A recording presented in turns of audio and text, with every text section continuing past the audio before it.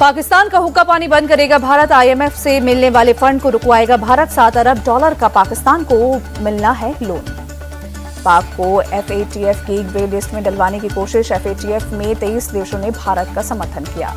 भारत ने पाकिस्तान को एक और झटका दिया। पूरे तरीके से कारोबार बंद किया। आयात निर्यात पर लगाया प्रतिबंध। वाणिज्य मंत्रालय ने जारी किया नोटिफिकेशन। भारत पाकिस्तान से चूना, सेंधा नमक आयात करता है। सीमेंट, पत्थर, चमड़े का सामान, कॉटन और ड्राई फ्रूट्स भी आता है पाकिस्तान से। भारत सरकार का पाकिस्तान पर एक्शन जारी। सरकार ने पाकिस्तान के पीएम शहबाज शरीफ का यूट्यूब चैनल और इंस्टाग्राम अकाउंट किया ब्लॉक। भारत सरकार ने पाकिस्तान क्रिकेट खिलाड़ियों पर भी लिया एक्शन। बाबर आजम, अफरीदी और हारिस रऊफ और मोहम्मद रिजवान का इंस्टाग्राम अकाउंट किया ब्लॉक। एलओसी पर पाकिस्तान की तरफ से फिर गोलीबारी। कुपवाड़ा, उरी, अखनूर सेक्टर में की फायरिंग। पाकिस्तान की तरफ से छोटे हथियारों से गोलीबारी। भारतीय सेना ने तत्काल गोलीबारी का मुंहतोड़ जवाब दिया। पाकिस्तान की फायरिंग के बीच एलओसी से बड़ी खबर। एलओसी पर एडवांस्ड लाइट हेलीकॉप्टर ध्रुव एक्टिव। सैनिकों को लाने ले जाने में मिलेगी मदद। इंडियन नेवी की पाकिस्तान को चेतावनी। दुश्मन कहीं को खोज के मारेंगे, ऊपर नीचे और लहरों के पार ढूंढ कर मारेंगे। नेवी ने सोशल मीडिया पर अपनी घातक पनडुब्बी की तस्वीर भी शेयर की। कहा, दुश्मन पर होगा करारा प्रहार। अमरेली में अब मदरसा के मौलवी फजल शेख को एसओजी की टीम ने किया गिरफ्तार। पाकिस्तान और अफगानिस्तान कनेक्शन सामने आने पर गिरफ्तारी। पाकिस्तान को सताया भारत के राफेल का खौफ। पाकिस्तान के रक्षा मंत्री ख्वाजा आसिफ बोले, राफेल हो या राफेल का मामा, हम ध्यान रखेंगे। उकसावे की नीति अपना रहा है भारत। हमला किया तो जवाब देंगे। ख्वाजा आसिफ बोले, अंतर्राष्ट्रीय संधि का उल्लंघन आसान नहीं। सिंधु ट्रीटी की उल्लंघन को अंतर्राष्ट्रीय मंचों पर चुनौती देंगे। ईरान से तेल खरीदने वालों को ट्रंप की धमकी। ईरान से तेल खरीदी तो बैन करेगा अमेरिका। ईरान से अप्रत्यक्ष रूप से तेल खरीदता है पाकिस्तान। भारत के साथ तनाव के बीच चीनी राजदूत जियांग से मिले पाकिस्तानी पीएम शहबाज शरीफ। पहलगाम हमले पर चर्चा की और सहयोग की मांग की। पहलगाम आतंकी हमले के खिलाफ बर्लिन में बड़ा विरोध प्रदर्शन। तिरंगा लेकर सड़क पर उतरे भारतीय प्रवासी। रक्षा मंत्री राजनाथ सिंह का रूस दौरा रद्द। मॉस्को के विक्ट्री परेड डे में नहीं होंगे शामिल। पहलगाम अटैक के बाद दौरा किया रद्द। रक्षा राज्य मंत्री संजय सेठ होंगे शामिल। कांग्रेस सांसद चरणजीत सिंह चन्नी ने पाकिस्तान में हुई सर्जिकल स्ट्राइक पर उठाए सवाल। कहा, आज तक पता नहीं चला कि पाकिस्तान में कहां हुई सर्जिकल स्ट्राइक। मैं आज तक मांग रहा हूं सबूत। चरणजीत सिंह चन्नी ने पहलगाम हमले पर भी सरकार को घेरने की कोशिश की। कहा, सरकार के उठाए जा रहे कदमों से नहीं लगता कुछ होने जा रहा है। चरणजीत सिंह चन्नी के सेना वाले बयान पर बीजेपी का पलटवार। समित पात्रा बोले, कांग्रेस सेना का मनोबल गिरा रही है।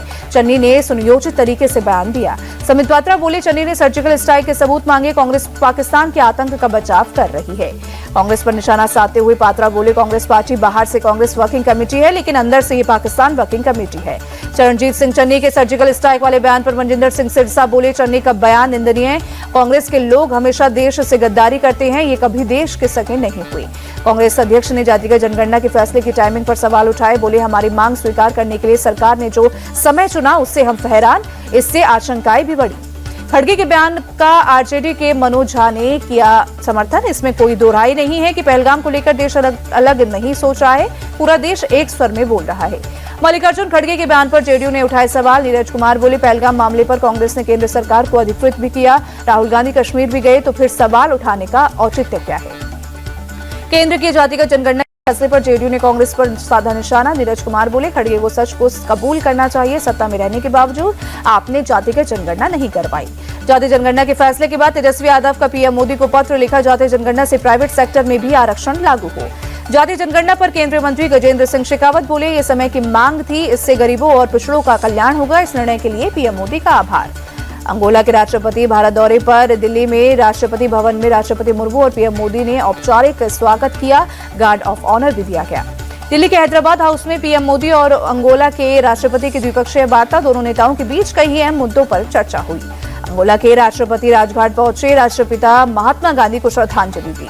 नेपाल के पश्चिमी प्रांत से 10 सदस्यीय प्रतिनिधिमंडल देहरादून पहुंचा। सीएम पुष्कर सिंह धामी से मुलाकात की। आतिशी के बयान पर मंत्री प्रवेश वर्मा का पलटवार। बोले, दिल्ली में बिजली की कोई समस्या नहीं, इस बार मानसून में भी जलभराव नहीं होने देंगे।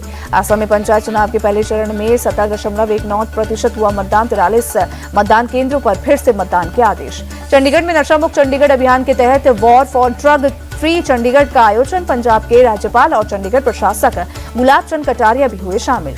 War for drug free Chandigarh में हरियाणा के मुख्यमंत्री नायब सिंह सैनी भी शामिल हुए। बोले, जो युवा नशे की तरफ बढ़ रहा है उन्हें नशे से दूर रहना चाहिए। गोवा हादसे पर पीएम मोदी ने दुख जताया। सीएम प्रमोद सावंत से फोन पर बातचीत कर मौजूदा हालात की जानकारी भी ली।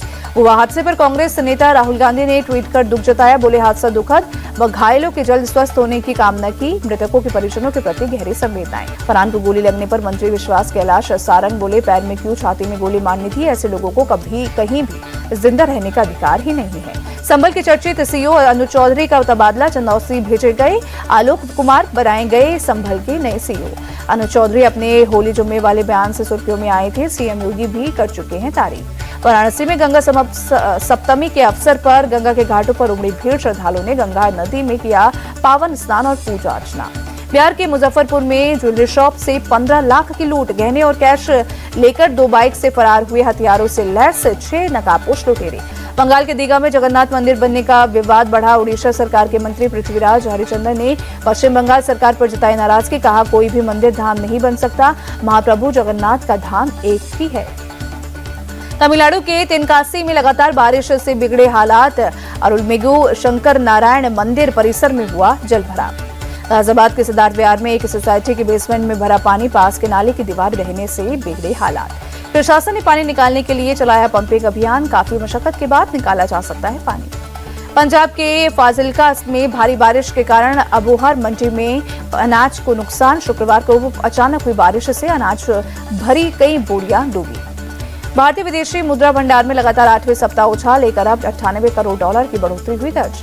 भारतीय विदेशी मुद्रा भंडार 688 अरब 12 करोड़ डॉलर पर पहुंचा। आरबीआई ने 25 अप्रैल को खत्म हुए हफ्ते की रिपोर्ट की जारी।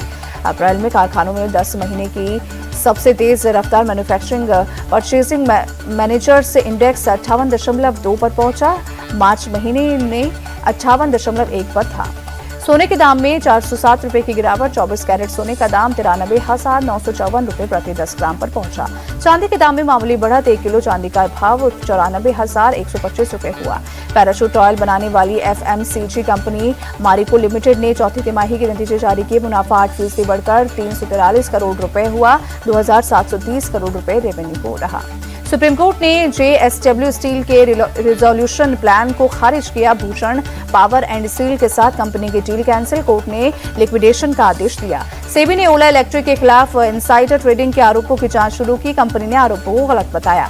अनिल अंबानी की अगुवाई वाली रिलायंस पावर एशिया का सबसे बड़ा single location solar battery project लगाएगी। 10,000 करोड़ रुपए का करेगी निवेश। ओयो होटल ने आईपीओ लाने की योजना फिर टाली। सबसे बड़े शेयरधारक सॉफ्ट बैंक की असहमति के बाद कंपनी ने फैसला लिया।